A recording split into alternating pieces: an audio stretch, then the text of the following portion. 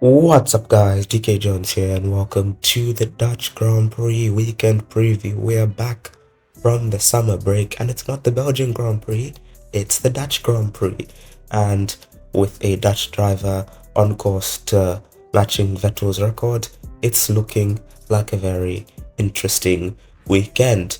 In terms of the tire compounds, we have C1, C2 and C3, 306.587 kilometers over 72 laps. Last year when we came to Zandvoort, Verstappen won ahead of George Russell and Leclerc on the podium. It's looking like a sunny weekend, although there is a slight chance of some drizzles on Sunday.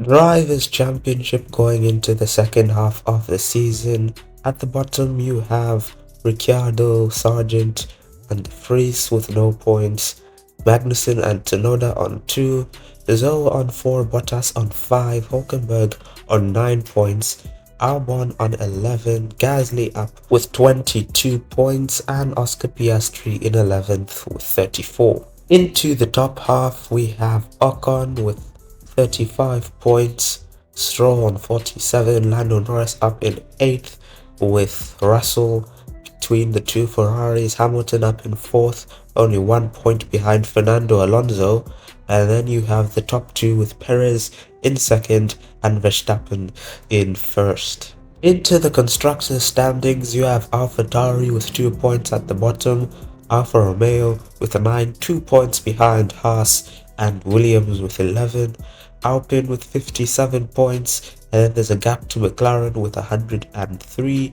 Then you have Ferrari in 4th behind Aston Martin and Mercedes, and at the top you have Red Bull leading the constructors.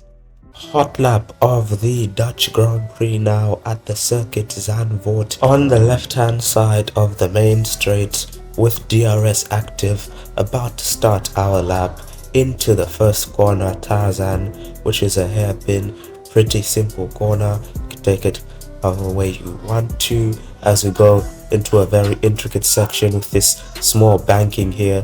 In real life it seems as though the drivers seem to take the high line on that banking onto this small S, gradual S's, trying to straighten it out as much as possible, take as much speed into this right-hander, move over to the left-hand side and then swing into this other right-hander, and then deep braking into this corner. First Dutch Grand Prix was in 1952.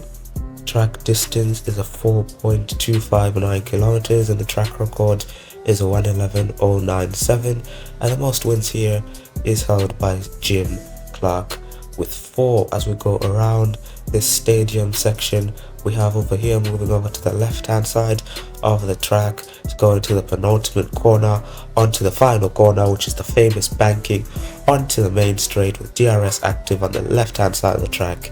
And that was your hot lap of the Dutch Grand Prix.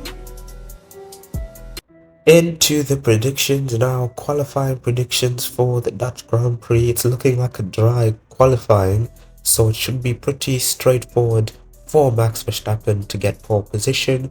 Gone for George Russell in the front row. Mercedes were relatively quick here last year. Then you have Lando Norris in 3rd, Hamilton in 4th, Leclerc in 5th, with Alonso in 6th ahead of Piastri, Sainz, Stroll and Ocon rounding off the top 10.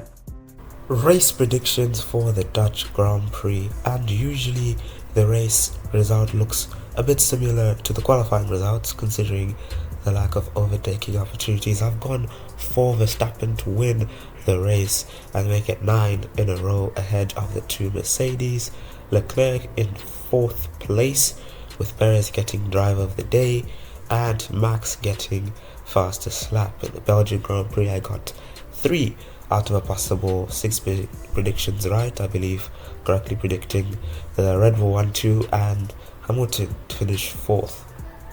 Weekend schedule for the Dutch Grand Prix. On Friday we're going to have FP1 at 12:30 to 13:30 and FP2 at 16 to 17.